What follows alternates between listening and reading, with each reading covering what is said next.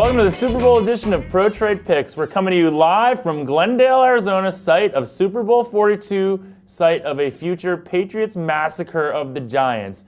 We're lucky enough to be joined by the greatest quarterback potentially ever, Tom Brady. Thanks for having me on the show, Jeff. I'm a big fan. Tom, we have a few questions for you. I wanted to know, Randy Moss hasn't been a focus of the passing game here in the playoffs. Do you think teams are Tom, my question for you is there anybody cooler than you? Don't be ridiculous, Jeff. There's no one cooler than me today. In the past, though, I can think of a few people. Aristotle, Alexander the Great, and maybe Jonas Salk. Back to football, Tom. A lot's been made about your ankle. Do you think that will be a factor in this game and your ability to push off as you're... So, if you didn't have a girlfriend, how much do you think you'd get laid? Do you think that you would break Wilt Chamberlain's record? That's an interesting question, Jeff. I've actually been giving it a lot of thought lately.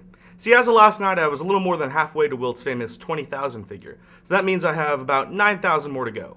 We can assume I'll sleep with about 3.5 women more per night from here on out, which is just below my average. Then I'll need about 2,571 more days, which is about 7 more years. Yeah, I think I can probably beat Wilt's record by the time my career's over. Tom, a lot's been made that you guys haven't been able to cover a spread here in the last 5 Speaking of spreads, Tom, I'm wondering, Giselle or Bridget? I mean, which one better in bed?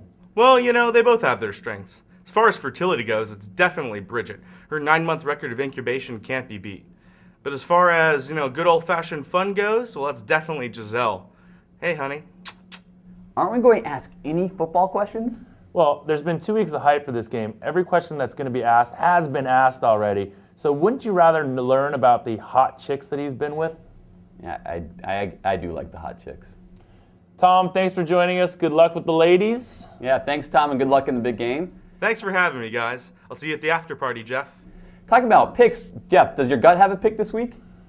Actually, Mark, my gut does have a pick on this game. My gut has not been doing very well, but I think that the Patriots win this game by 20 points. I commend the Giants for getting to where they are, but the reality is they're not that good a team. They say all the right things, but the reality is they're just happy to be there. I see the Patriots winning this game by 21 points. So, Mark, speaking of picks, does the Pimp have a pick on this game? Well, I have some bad news. The Pimp has not been cooperative this week. It says he has no pick. He's not making a pick on this game. Oh, great. It's the Super Bowl, the biggest game of the year, the most highly bet on game of the year. It's not a preseason game.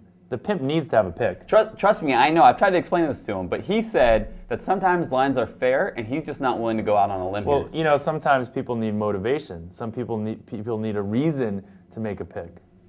A reason to make a pick? I don't get it. Sometimes you need to use some methods to motivate people, to make them want to make a pick, to persuade them to make a pick. Are you telling me to do what I think you're telling me to do? I'm just telling you to go get a pick from that guy however you can. We've been over this 1,000 times. What is your Super Bowl pick? I already told you, baby. The line is fair. I got no pick. That's not good enough. Oh,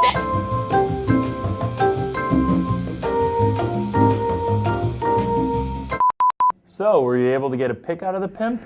No, still wasn't able to get a pick out of him. But you know what? I'm going to supplement it with my own gut pick this week. Great.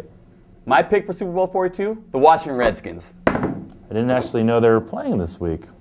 They have been playing the best football out of any team in the NFC East towards the tail end of the season. I think the Giants realize that. They'll call in their divisional conference buddies, have them play the game for them, knowing that they're fueled by the revenge factor from Week 7 when the Patriots ran up the score on them. I think the Redskins win this game 52-7.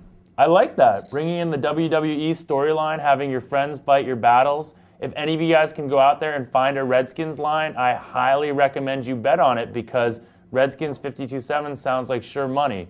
So you've got 2 gut picks, one on the Patriots minus the points, one on the Redskins with the points, I guess. Who knows? Remember to bet with your heads, not your hearts this weekend, and go Pats.